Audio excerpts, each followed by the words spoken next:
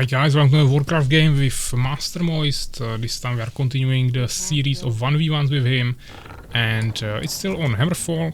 I am on the same position, but this time he's actually playing with humans, so it'll be a little bit different matchup. In the two previous games he was playing on his main orc, and this time he decided to go for humans. Humans definitely have some really strong options. You have many different builds that you can go for. Of course you can go for the Pal Rifle, which is what I played in the first games or first videos that I showed you from Warcraft here on my channel, and it's also like a really beginner friendly build, I would say. Then you can also just go with usual Archmage into probably Mountain King second. You can go even for Knights or just add some Spellbreakers, Priests, Riflemen, whatever, maybe Sorceresses, so that's also another option. You also have the option to go for immediate expansion, probably the best race for that. With really decent towers and things like that. You have the elementals to protect you early, so that's another option. Or you can even just go something really crazy like Blood Mage and Archmage with Blizzard and Flame Strike, and then you add Spellbreakers and you just go total mayhem with AoE abilities like that. So really multiple strong options. We'll see what our opponent decides to do in this game, and it actually seems like he's going for a Mountain King first. So that is still possible to go quick expansion with that, or you can just go for some harassment or just go creep, but it's really strong because you can really easily surround with that. You have the Stormbolt ability, which is really strong. It's just a high damage single target stun for actually a decent amount of time, and then of course if you have lots of swordsmen with that, you can really easily surround the enemy and just take him down, so that's really good.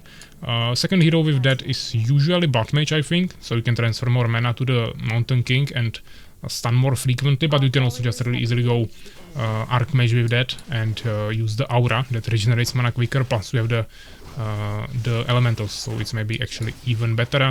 But we see our enemy utilizing the militia here to take down this camp. Of course I'm utilizing my Ancient of War here to creep this camp as quickly as possible, also the Immolation aura, plus we have Archer here, so it's looking really good. I'm not even utilizing the Wisp for healing. Now I decided to do that, but wasn't really necessary, so immediately pulled it back so we don't waste resources. And we got the Close of Attack +5, which is a really good damage buff to start with.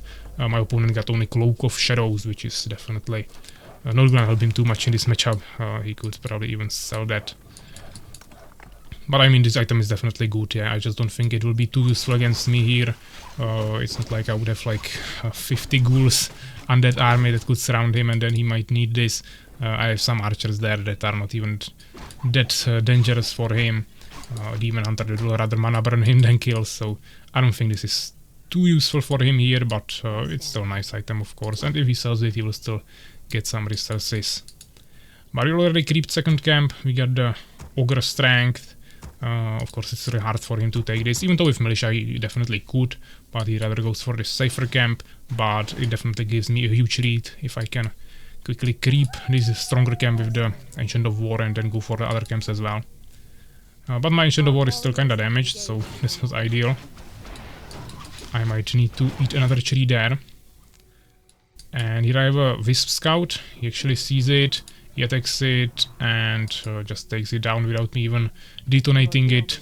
He didn't use his Stormbolt for that, so not much value for me, basically nothing, just lost the Wisp. But at least we know that he's coming, so that's basically the purpose of scouting, to know this information. And we are going for tier 2, he's not doing that, he's getting Arcane Vault and a tower, so we are kinda getting ahead. He immediately Stormbolts me, he tries to somewhat surrounds me, but that wasn't a surround. Yeah, for a surround you need to be on the left side and right side of the target and above him and below him. You can't be diagonally in the corners, because basically the heroes, even though they have a circle around them visually, there is actually in the engine like a square around them, and that is how basically the surrounding and path blocking works in this game. So this definitely wasn't a surround, even though he had time for it, so potentially could have killed my Demon Hunter, but he might still kill him. Fortunately I have the Moonwells here ready, so we are able to escape. One Shadow Meld here. Maybe we lost one archer there, I'm not sure right now. But we definitely have 4. I mean we have 3, I'm creating a 4th one, we'll see if I will also queue up one more. But doesn't seem like it, so I think I lost 1. In total I usually make 5, so since we have 4 and I'm not producing more now, I think we lost 1 there, but that's totally fine. We already got tier 2 right now. So immediately making some extra wisps, and ideally getting...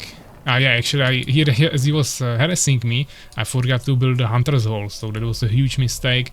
Now I can't get to tier 3. You can't maybe even make Ancients of Lore.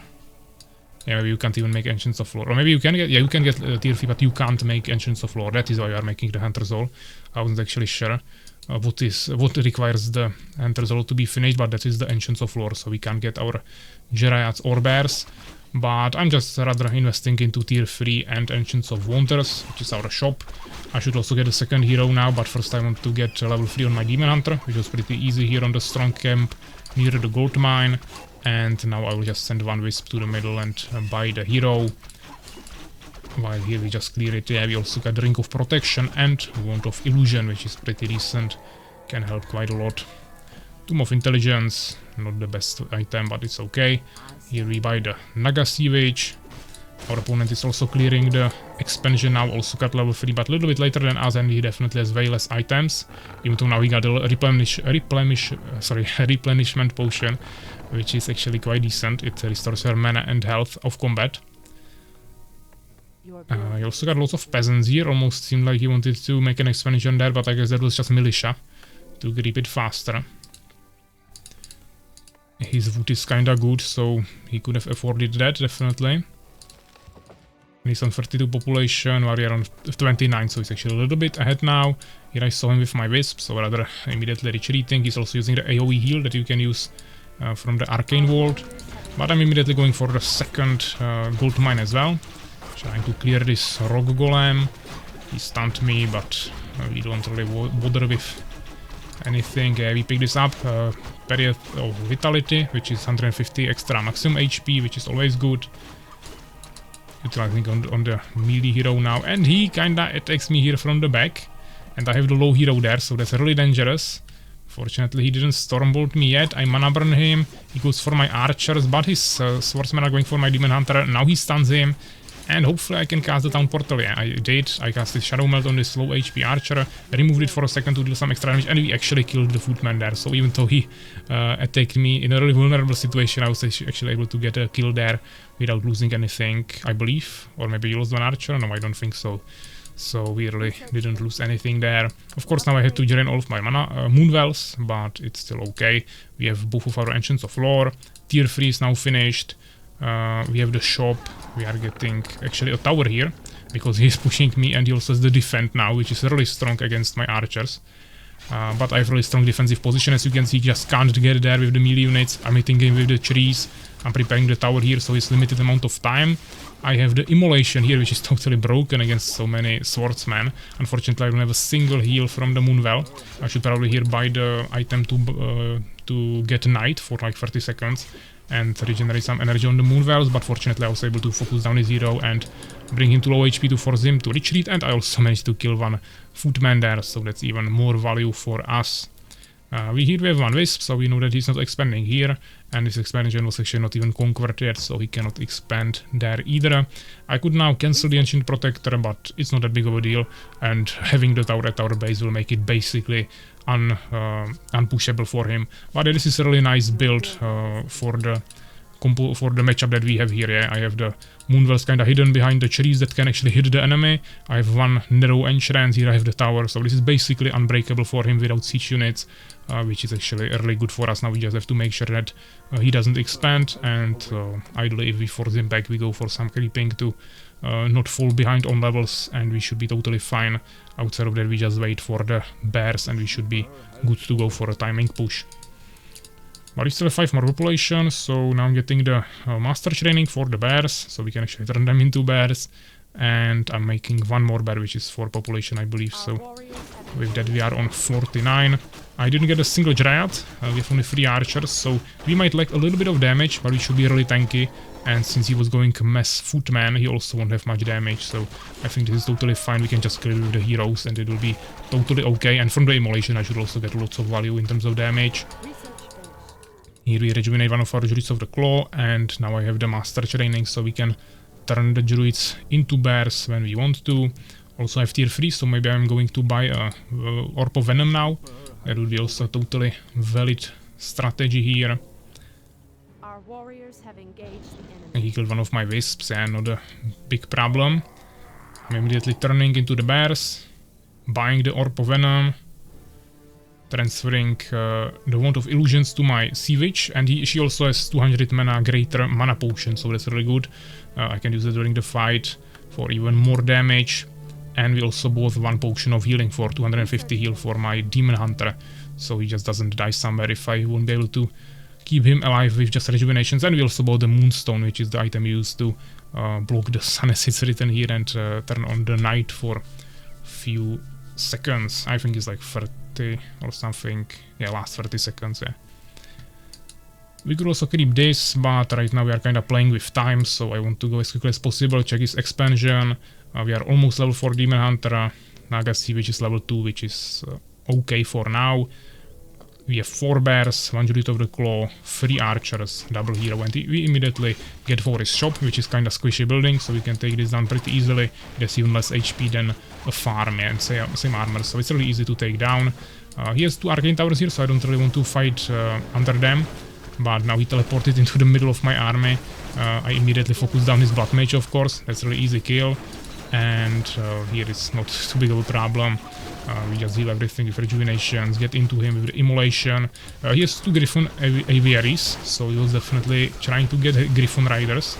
He even got an expansion actually, so he was really trying to transfer to the late game there with some really strong army. That will be maybe problematic for me to take down because bears cannot attack air.